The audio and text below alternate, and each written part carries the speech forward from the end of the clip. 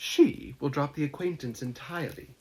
But in spite of the certainty in which Elizabeth affected to place this point, as well as the still more interesting one of Bingley's being withheld from seeing Jane, she felt a solicitude on the subject which convinced her, on examination, that she did not consider it entirely hopeless.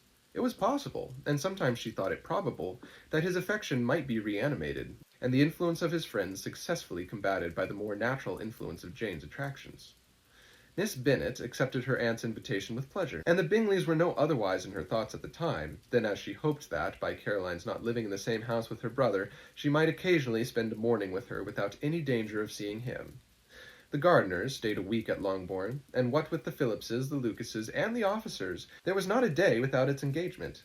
Mrs. Bennet had so carefully provided for the entertainment of her brother and sister that she did not once sit down to a family dinner. When the engagement was for home, some of the officers always made part of it, of which officers Mr. Wickham was sure to be one, and on these occasions Mrs. Gardiner, rendered suspicious by Elizabeth's warm commendation of him, narrowly observed them both.